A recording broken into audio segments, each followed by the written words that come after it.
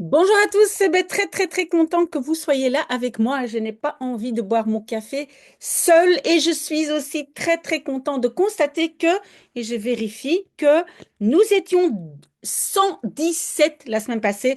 Formidable. Continuez à lire et vous allez voir que c'est magique, mais à un certain moment, voilà, ça se débloque, donc c'est vraiment une très bonne idée. Alors, donc, l'article de la semaine passée, c'était d'un site, le site que m'avaient envoyé mes deux chers abonnés françaises. Et je vous promets, la semaine prochaine, on lit à nouveau de ce site. Et d'ailleurs, j'ai déjà posté, si vous regardez bien, voilà, donc l'article 74, ça sera de nouveau de ce site Taalkanon. Et donc, va être Hoe leer je een nieuwe taal? Comment apprendre une nouvelle langue? Mais voilà, aujourd'hui, je voulais quand même dire quelque chose sur de vasten. Vasten, ça veut dire jeûner. C'est le carême des catholiques, c'est le ramadan des musulmans, et il y a peut-être aussi d'autres religions. Il y a des gens comme moi qui ne mangent pas en journée en général, hein. Donc voilà, donc je voulais quand même d'abord, comme c'est la période, lire un article que j'ai trouvé qui se pose la question, Is vasten gezond? Est-ce que donc jeûner est bon? Est-ce que c'est bon pour la santé? Ok, vous trouvez évidemment le lien si vous voulez tout de suite aller sur le site de VRT News. À la fin, vous le savez, j'ai mis, je pense, plus ou moins 15 mots. Évidemment, j'ai de nouveau oublié de les indiquer, mais je vais essayer de le faire après. Donc, indiquer les mots qui se trouvent ici dans l'article. Et voilà, on y va. Donc, vasten gebeurt niet altijd. Donc, jeûner ne se passe pas uniquement. Et puis, j'ai mis donc dans la liste de vocabulaire euh, pour des raisons religieuses. Et en néerlandais, donc il faut mémoriser ces trois mots, sauf que religieuse, ça peut être remplacé pour autre chose. Donc, ça veut dire pour des raisons vanuit overwegingen. D'accord? On peut dire aussi vanuit praktische overwegingen, hein, pour des raisons pratiques. Uit historische overwegingen, pour des raisons historiques. D'accord? Donc, voilà, ça c'est très utile. Aussi, je pense que diètekunde, c'est diététique, hein, donc c'est l'étude des diètes, gagne euh, de plus en plus de popularité, hein. Donc, cet élément de jeûner, et on va voir qu'il y a des façons différentes de le faire. Mais, ben voilà. Mais quelle forme de jeûner existe-t-il et est-ce bien gezond, hein, aussi bon ou aussi sain, hein, gezond pour tout le monde? Que nous mangeons trois fois, donc que nous mangeons structurellement, ça veut dire habituellement trois fois par jour, est en fait quelque chose de vrai récent. Vrai récent, j'ai aussi mis dans le vocabulaire. Pourquoi? Parce qu'au lieu de dire à chaque fois très, hein, heel recent, alors on peut varier un peu, on peut dire vrai, hein, plutôt récent. C'est l'élément vrai, donc vrai ne veut pas toujours dire libre. Ici, ça veut dire plutôt récent. Dit donc le professeur de diabétologie, je ne sais même pas si c'est un mot en français, je ne connaissais même pas en néerlandais, et donc il s'appelle Hanno Pell. Ok, donc jeûner peut être défini de façon différente, dit donc de hoogleraar, hein. Hoogleraar, c'est un professeur de diabétologie, Hanno Pell, du centre, vous savez en néerlandais, c'est toujours à l'envers, hein, du centre médical universitaire de Leiden, hein. Leiden, c'est l'adjectif de Leiden, et Leiden est une ville universitaire aux Pays-Bas. Et donc, il raconte ça dans De Wereld van Sophie, hein, c'est un programme, je pense à la radio ou télévision, là, je ne sais plus. La forme la plus sévère est donc de boire uniquement de l'eau, même si je suis convaincue que les musulmans ne boivent même pas d'eau. Mais bon, ce n'est que, je pense, jusqu'à 18h30, je pense, cette année-ci. Et cela Euh, je n'ai pas compris la phrase, je relis moi-même. Ah oui, donc la forme la plus sévère ou la plus stricte est de uniquement boire de l'eau. Et dat gebeurt wel, hein, ça arrive parfois, mais ce n'est pas très gebruikelijk habituel. Gebruikelijk, j'ai mis aussi dans le vocabulaire, peut-être d'usage, hein, ce n'est pas très habituel. Ok, j'espère que vous comprenez. Posez-moi des questions, n'est-ce pas?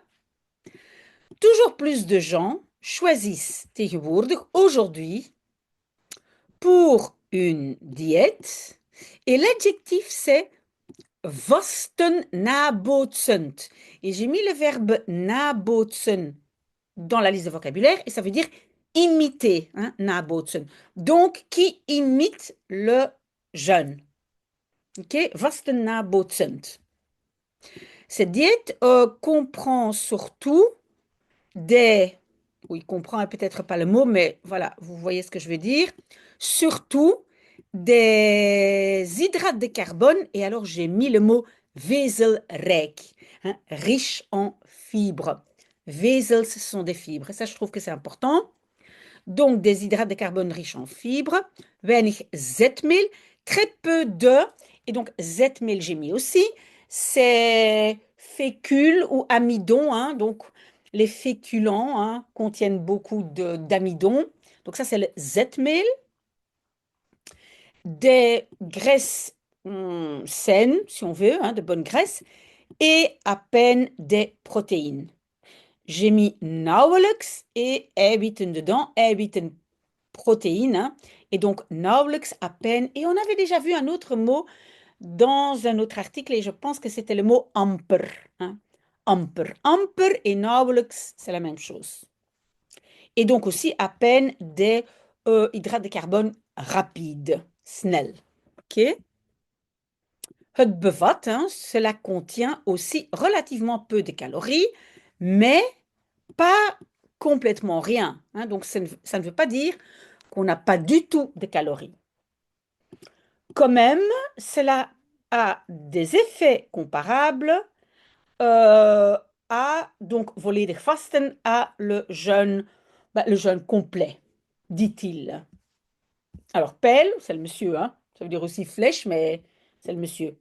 Il parle donc de deux, onderscheiden, c'est plutôt différencier, ou voilà, il donne deux formes importantes donc de faire le jeûne.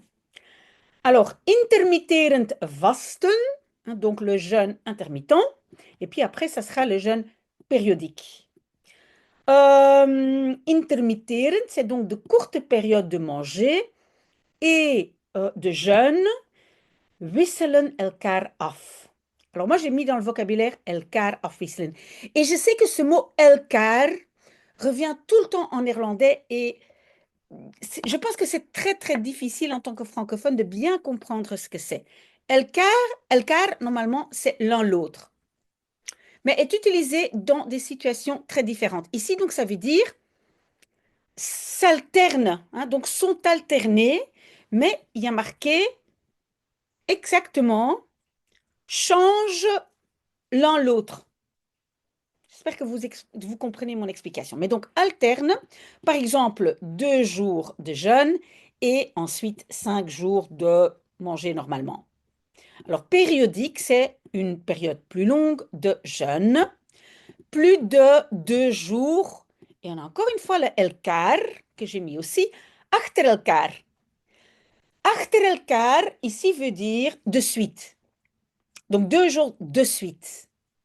Mais achter elkaar peut aussi être utilisé l'un derrière l'autre. Hein, par exemple, ze lopen achter elkaar. Hein, ils courent l'un derrière l'autre. Donc, vous voyez, donc vous devez vraiment essayer de bien visualiser cette idée, elkaar, qui est quelque part une idée de quelque chose qui est mutuel. OK? Mais moins fréquent, par exemple, 5 jours, encore achter elkaar, de suite, donc le jeûne, et après 2 mois, manger normalement. OK? Donc périodique, c'est par période. Moi, je dois dire que moi, mais c'est plus parce que je n'ai pas le temps de manger normalement en journée, c'est plutôt donc, ce que je fais, c'est euh, intermitterend vasten. Un besoin évolutionnaire. Donc apparemment, ça vient de quelque part, cette idée de faire le jeûne. Donc, jeûner doit être compris dans le contexte évolutionnaire, dit-il. À travers toute notre histoire évolutionnaire, nous avons toujours été confrontés avec des périodes de, et j'ai mis schaarste, hein, schaarste c'est pénurie. Donc, schaarste, c'est pénurie de nourriture, hein, ou manque de nourriture. Mais schaarste, c'est manque ou pénurie. C'était d'importance vitale, et donc j'ai mis van levensbelang, se trouve aussi dans le vocabulaire, et donc d'importance vitale euh, pour survivre, dit ben, à cette période. Donc, s'il y a des périodes où il y a peu de nourriture, on doit pouvoir survivre, hein. Et qu'est-ce qui se passe alors dans ton corps? Ton corps, et puis c'est opmerken, remarque ceci, waardoor, un peu comme à cause de quoi, les cellules, et puis c'est overschakelen van groei en productie naar. Donc c'est overschakelen van naar. C'est dans le vocabulaire, c'est passer de à autre chose. Et ici, c'est donc passer de croissance et reproduction vers herstel en onderhoud, donc réparation et entretien. Donc voilà, quand on mange, hein, donc on grandit, on se reproduit, etc. Et puis il y a des moments de réparation de tissus, hein, j'imagine, et entretien, hein, entretenir notre corps. Euh, Ils utilisent toute leur énergie pour réparer des schades. Peut-être vous connaissez le mot schadelijk, hein, nocif. Schade, c'est les dégâts, hein, réparer les dégâts qui s'accumulent, hein, ophopen, hein, s'accumulent, qui s'est accumulé dans les cellules. OK? Donc, ça veut dire que quand on mange beaucoup, on a toujours de l'énergie, mais l'énergie se stocke aussi dans nos cellules. Et puis, quand on mange moins, ben, en fait, cette énergie qui est stockée dans les cellules est alors utilisée. Mais j'imagine que vous savez tout ça. Ah, pourquoi j'explique tout ça? OK. Il est critique. Non. Euh, non, donc le monsieur hein, qui écrit, Meneer Pell, il est critique concernant et trouvant des habitudes alimentaires normalisées. Donc il dit, nous sommes habitués, hein, gewend, de manger 3 fois par jour. Mais cela n'est pas naturel pour notre, et alors un mot important, stofwisseling. C'est le métabolisme. C'est comme changement de tissu.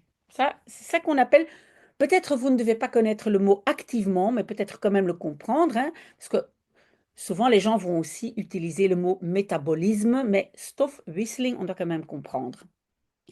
Donc, dit, hein, donc le métabolisme est afgestemd op. C'est adapté à des périodes de, et c'était pénurie de nourriture, hein, schaarste pénurie. Du point de vue évolutionnaire, de telles périodes, zulke periodes, étaient normales. Et c'est uniquement depuis la révolution industrielle que we zijn gaan eten, nous avons commencé à manger de façon structurelle 3 fois par jour. Donc ce n'est pas depuis très très longtemps qu'on a pris cette habitude de manger 3 fois par jour. Notre corps est programmé, hein, ingesteld op, programmé pour manger quand la nourriture est beschikbaar, disponible. Si vous ne connaissez pas le mot beschikbaar, il faut le mettre dans votre liste, mais moi je l'ai déjà indiqué quelques fois, donc je ne l'indique plus. Parce que la pénurie menaçait toujours. Nous avons créé notre propre jardin d'Éden, mais cela schaadt, hein, schaden, j'ai mis dans le vocabulaire, c'est nuire. On voit ça sur les paquets de cigarettes. Roken schaadt de gezondheid. Fumer nuit à la santé. Donc, mais cela nuit à notre santé. Jeûner ou le jeûne est pour cela moins anormal que nous le pensons. Donc voilà, c'est finalement quelque chose qui est bien, qui est naturel. C'est rassurant, en tout cas pour moi, parce que moi je le fais. De temps en temps, jeûner durant une certaine période zorgt ervoor dat. Ah, ceux qui étaient avec moi pour lire Les Misérables hier savent que ça veut dire faites de sorte à ce que ton corps euh, peut se réparer soi-même. Cela a un effet positif. Vous pouvez mettre ça. Est-ce que peut-être je l'ai mis? Peut-être que j'ai mis un gunstig effect. Je ne sais plus. Tout à l'heure, je peux scroller, mais donc un effet gunstig favorable sur ta santé. Ok, ici, voordelen, des avantages de santé. Jeûner a des avantages pour la santé, il accentue. Hein, donc il dit, hein, il accentue. Met l'accent dessus. Euh, non, un effet, hein, un effect, vous voyez ici, effect. Et alors, regardez, voor de hand liggend. Tout ça, c'est l'adjectif. Je l'ai mis dans le vocabulaire. Voor de hand liggend, ça se trouve devant la main, ça veut dire c'est évident. Et ça, c'est pour moi l'expression du jour. Donc, de pouvoir dire, het is voor de hand liggend. C'est évident, het is voor de hand liggend. Si vous savez sortir ça, vous allez impressionner votre audience. Ok, donc un effet évident est la perte de poids. Mais cela n'est pas toujours le cas, dit-il. Une perte de poids dépend de hoe lang, combien de temps, en hoe vaak, et à quelle fréquence, hein, comment souvent tu jeûnes. Il est même possible de jeûner sans perdre du poids, alors que tu ervaart, hein, tu ressens quand même les avantages pour la santé. Il y a beaucoup de recherches, hein, donc on a fait beaucoup de recherches sur les animaux, desquelles blijkt, hein, résulte, ça on a déjà eu souvent, hein, blijken, hein, donc c'est démontré que donc le jeûne intermittent périodique, mais aussi manger beperkt de façon limitée, en dehors un temps bien défini, peut aider à. Et puis c'est het voorkomen van verschillende ziekten. Donc voorkomen, c'est prévenir, empêcher, ici peut-être plutôt prévenir de différentes maladies. Ok, j'espère que vous comprenez. Sinon, posez-moi des questions. Comme par exemple le diabète et des maladies hart- en vaatziekten, cardio. Cardio, c'est donc hart, vaat vasculaire et le cancer. Naturellement, vasten, hein, jeûner, ne prévient pas ou n'évite pas ou n'empêche pas ces maladies complètement. Mais cela diminue bien de kans. Et attention, hein, donc en néerlandais, on dit de kans, même si ici on doit traduire par le risque. En fait, le risque dessus, mais dans le sens, le risque sur le fait d'avoir cette maladie. Parce qu'en néerlandais, c'est de kans op, hein, le risque de. OK? OK, donc le risque diminue le risque. C'est bien. Chez des gens, Ah oui, donc on a fait des tests sur des animaux, mais chez des personnes ou des gens, ce n'est pas encore tout à fait sûr. Il admet. Cela komt doordat, hein, c'est à cause de. euh, er, mais où est le verbe là? Dat komt doordat er nog. Ah, ici, zijn gedaan. Donc c'est une construction passive. On n'a pas encore fait des études à long terme. Donc pour savoir si c'est aussi vrai pour les personnes. Ok, posez-moi des questions si je ne suis pas claire parce que franchement, de temps en temps, j'ai l'impression que je ne suis pas claire. Mais nous savons bien que les changements de Stoffwechseling, c'était métabolisme, qui, auprès des animaux, durant le jeûne, sont constatés. Optreden, donc, arrivent ou sont constatés aussi chez les gens. Ok, donc, il y a des parallèles. Daarnaast, à côté de ça, donc jeûner semble aussi avoir une influence sur la santé mentale, de mentale gezondheid. Ok, intéressant, non?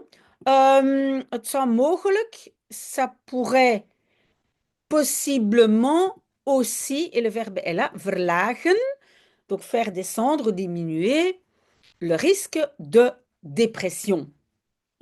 Voilà, très très bien. Alors, le reste, vous pouvez lire seul. La seule chose que je voulais encore vous dire, qu'est-ce qui est encore d'important dans le reste? Et puis, je vais vous montrer le vocabulaire. Donc, évidemment, pas pour tout le monde. Donc, oui, bien sûr, pas les enfants hein, qui grandissent encore. Pas quand on a un problème eetstoornis, ça c'est comme anorexie, boulimie. Pas quand on est malade, on prend des médicaments. Hein, donc, c'est moi qui ai souligné. Hein. Il dit jamais plus de 5 jours de suite. Pom et boit suffisamment, surtout de l'eau. Hein. Buvez suffisamment. Moi, c'est de l'eau, du café. Pas sûr que ce soit bien, que ce soit bon pour la santé, mais bon. Alors voilà, ici le vocabulaire. Donc vasten, c'est ou bien un verbe, jeûner, ou bien donc on peut aussi l'utiliser comme substantif et c'est alors le jeûne. Attention, je veux bien faire la différence. Le mot nuchter n'est pas dans le texte, mais nuchter veut dire à jeun. Donc, souvent, par exemple, quand on doit aller chez le médecin, enfin, non, pas chez le médecin, oui, parfois pour une prise de sang ou quand on doit aller à l'hôpital, parfois on vous demande d'être à jeun. Là, on ne dit pas vaste, on dit nuchter. OK? Nuchter. OK, alors ça, j'avais dit donc, hein, pour des raisons. Donc, en fait, c'est le religieuse que je mets entre parenthèses que vous pouvez remplacer par autre chose. OK? Alors, vrai, hein, vrai, c'est plutôt. Et donc, c'est pour varier un peu sur ce mot très, hein, heel recent. Gebruikelijk d'habitude. Nabootsen, j'avais dit imiter. Vezel, rijk, riche en fibres. Ok, zetmeel, amidon, fécule. Ça, à peine, on avait dit eiwitten, protéines. Elkaar afwisselen, ce fameux mot avec elkaar. Hein, donc, s'échanger mutuellement l'un l'autre. Ok. Achter elkaar de suite. Schaarste pénurie. Ok, ça aussi j'avais dit, van levensbelang. Ok, j'ai dit aussi stofwisseling, métabolisme. Oui, schade, nuire. Et alors, le mot pour aujourd'hui et que je veux que tout le monde retienne et que vous mettiez dans votre liste de vocabulaire, voor de hand liggend. Voilà, très très bien. Et donc, vous le savez, si vous voulez déjà avancer, lisez déjà le prochain article hein, qui se trouve ici, qui est très très intéressant et qui vient du site de mes chers Jujuks, hein, mes abonnés françaises, qui m'aident énormément. Voilà, voilà, je pense que j'ai tout dit. Et peut-être à tout de suite pour une autre vidéo, mais très très bon dimanche si jamais je ne vous vois plus. À bientôt, au revoir.